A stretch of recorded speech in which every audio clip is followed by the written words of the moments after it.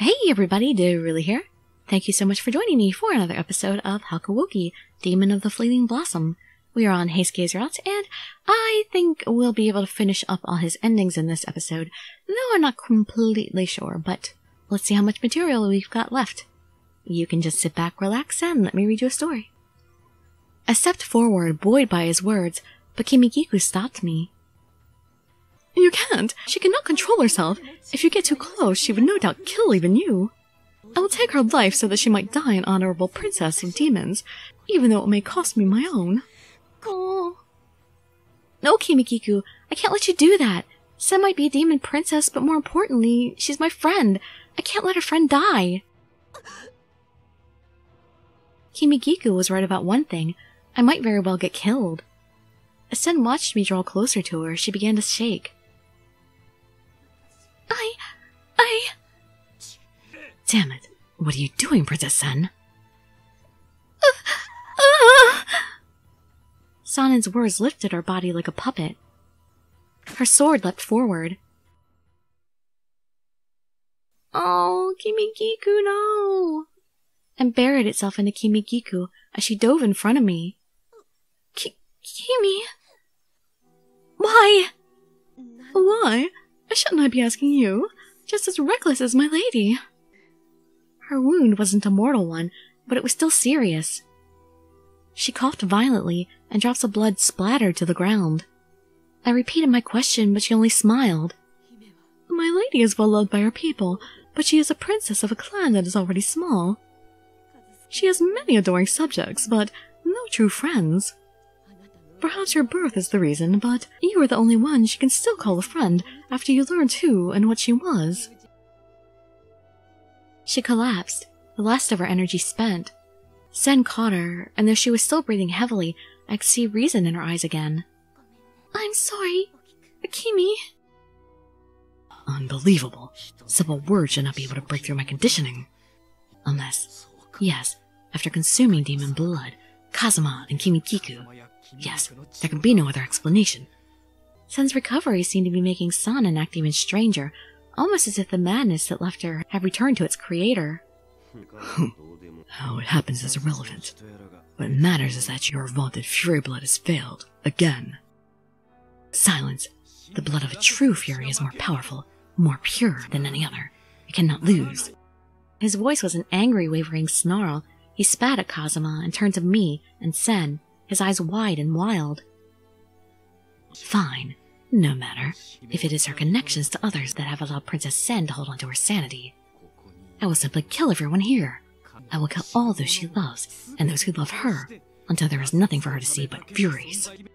And if, for some unforeseeable reason, that should fail, I will still have you, Yukimura. Yes, you could make a fury princess as well.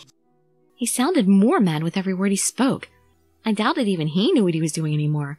Is that going to be one of my bad endings in the Kyoto Winds game when I'm pursuing him? Sanan took a step forward, and suddenly Heisuke stood before him. Let's leave living people out of this, huh, Sanan? You and I, though, we died a long time ago. How about we settle it dead man to dead man? People? You call these demons people? Yeah, especially Chizuru. Demon or not, she's the most important person in my life. Heisuke! Even in the middle of all that blood, fear, and death, his words made me feel happy.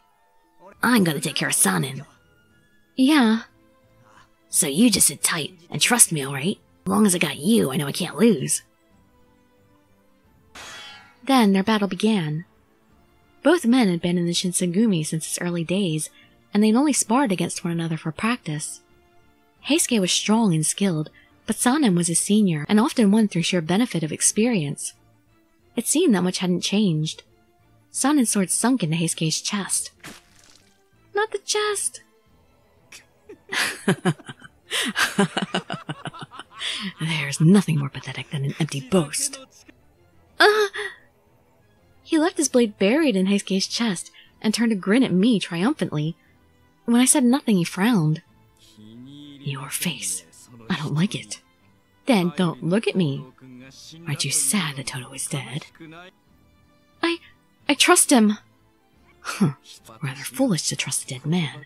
If only my words were as effective a means to control as my blood, you could see the truth. I ignored him and closed my eyes. I can hear it. If I listened very closely, it was there. The sound of Heisuke's heartbeat that I'd heard when I held him. Fine. Time to die, Yukimura. Wait, what happened to me being your fairy princess?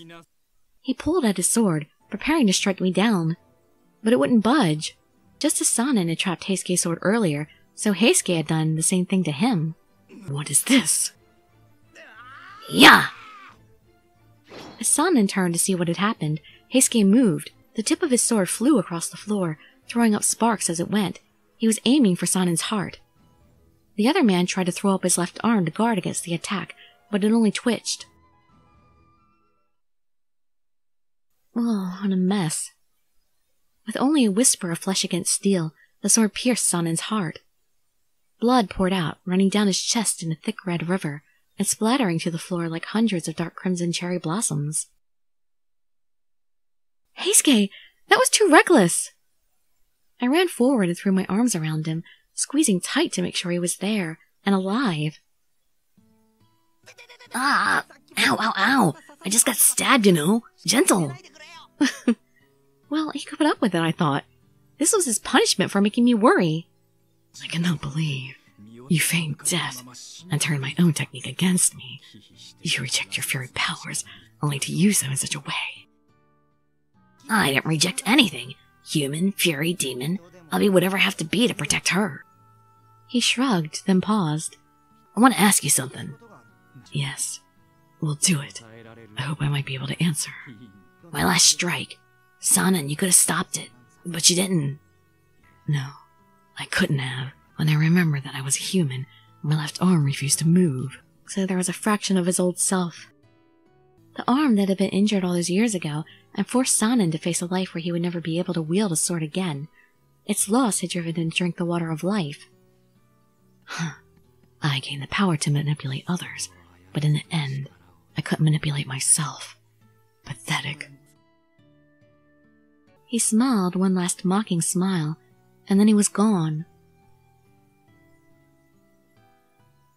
It looks like everyone's all right. With Sanan's death, Sen seemed to be completely free of his influence and was helping Kimigiku limp along. As for Kazuma... You need a hand there? No, thank you. I do recall how to walk. Who the hell do you think I am? He still had enough energy to talk back. Well, I guess that's that, huh, Chizuru? Yeah. Sanan was defeated, and his nightmare of a country of furies was ended forever. But we were no closer to learning how we might prolong Heisuke's lifespan than we had been before. He must have guessed what I was thinking, because he smiled and gave my shoulder a friendly squeeze. Hey, don't worry about it. We'll figure something out. So long as you stick with me, I probably won't go crazy. And if I do, I'm sure someone will come and take care of me. Maybe Kazuma. I bet he'd love to kill me. Don't flatter yourself. Far more important things than hunting down a single fury command my attention. He grimaced, then turned to me. When he spoke, his voice was barely above a murmur. Kodo used the water from the town of the Yukimura family to create the water of life. What? Perhaps that water would have some sort of effect on a fury. Kazuma, why are you telling us this? You misunderstand. Let me say it plainly. People like you do not belong in the city. Your lifespan would be better spent in the countryside. Way to be tsundere. What he actually means to say is that he intends to let you go, even though one of you is a fury. Sadly, he is not honest enough to say it in so many words. Kazuma turned his back to leave, but he had taken only a few steps when Heisuke called out to him. Hey, Kazuma! What is it you want? Be quick. I haven't got all day. Man, you never change. Fine. I'm only going to say this once, so pay attention. You, didn't have to tell us that, so... Thanks. I'm sorry. I didn't... That smile! I'm sorry. I didn't catch that, could you?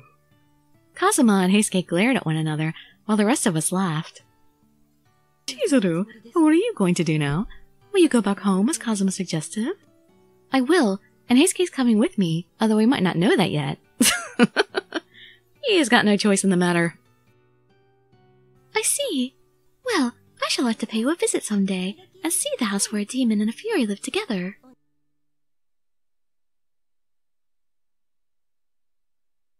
Final chapter. So, this is probably the good end, right? And probably the other ending is just another way to get to this good ending the way the other ones have been. Upon returning to Shirakawa, we told Hijikata what we planned to do. As Heisuke was already dead, it was a simple matter for him to leave the Shinsengumi. Hijikata didn't try to stop us, only watched us go in silence. I would have liked to remain with Shinsengumi, but so long as Heisuke was by my side, I had no regrets. Sanan's defeat led to the collapse of the Sendai domain, and without their support, the Great North Alliance crumbled. The world swelled with excitement at the beginnings of a new government, and those who found themselves covered by the shadow of history were simply ignored as time marched forward. But as the world changed around us, we remained hidden away from it, unaffected by the grinding wheels of progress. In nature, out in the country, time passed slowly. Heisuke's body had been ill-used by years of reckless fighting, but the quiet and peaceful atmosphere seemed to have at least something of a restorative effect on him. The bloodlust came only rarely, and now he was usually awake during the day and asleep at night. Still, sunlight seemed to make him sleepy, and he would often doze off in the afternoon. When that happened, I considered it my duty to gently rest his sleeping head in my lap. And, more often than not, I would find myself falling asleep as well. Aww. During one such nap, I began to dream. Kondo and Hijikata stood in the front, followed by Okita and Saito, and then Nagakura and Harada. The rest of the Shinsengumi trailed behind them, and everyone was laughing. Oh, the good old days.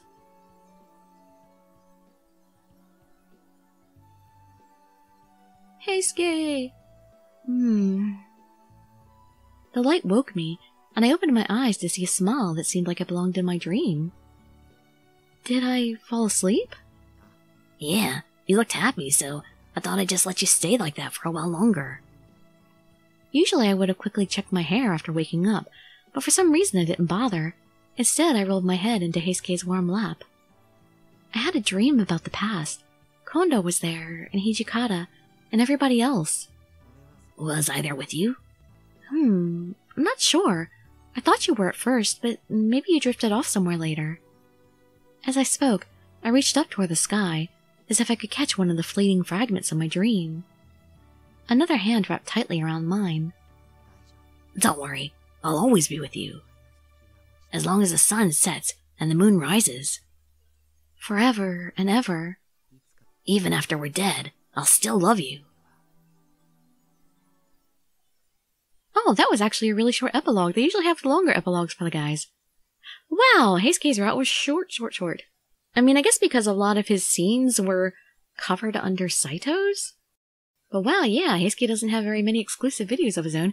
But since I got all these different routes out of the way before even going to Hijikata, I wonder how many episodes Hijikata's gonna be. I guess we'll be seeing soon. Well, although we still have one more ending to check on with Toto here. So I'll let the credits play out without sound, sorry.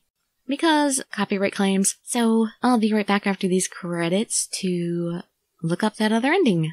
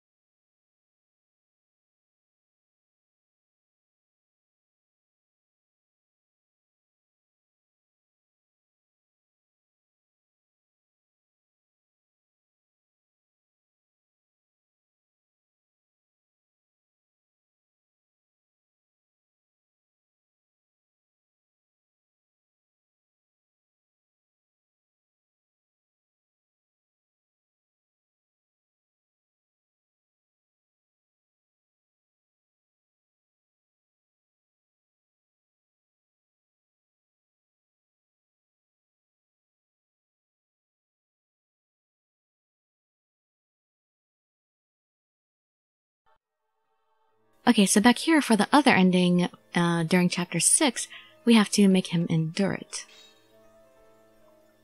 I'd barely taken a step toward him when... Stay back, Chizuru. It's pretty bad this time. I don't know what it might do to you. He was sweating profusely, and the muscles on his arms and neck stood out in throbbing relief. There was no doubt that he was in incredible pain. I couldn't leave him. No, I'm not going anywhere.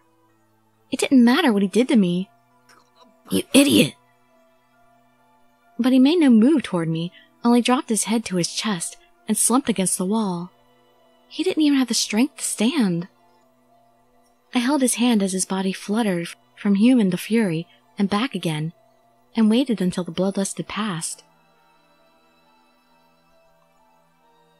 Skippity-doo-dah. And in Chapter 7 here, our last choice, we have to make him endure it. So we'll see if this gives us a different ending, or if it's just a different way to get to the same ending again. I never felt so powerless before. What possible good could come of forcing him to endure this agony? Oh, the pain had grown so great that he could no longer speak. Heisuke! They were more like the growls of a beast than the cries of a man. His hands clawed at his chest, and as I watched, he bit his own lip hard enough to draw blood. He was trying to drink his own blood? He looked like he was at the end of his rope. I wanted to cover my ears and close my eyes, or to give him some blood to make the pain go away. Instead, I held him and tried very hard not to cry.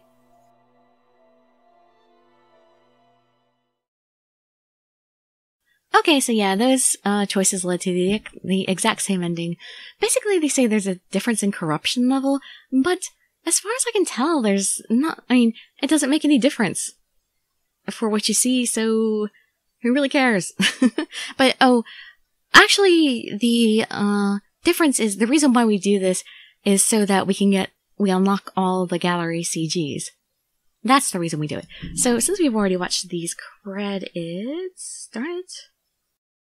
Well, I have you here, I might as well go check the gallery. Because I haven't actually looked at it this whole time.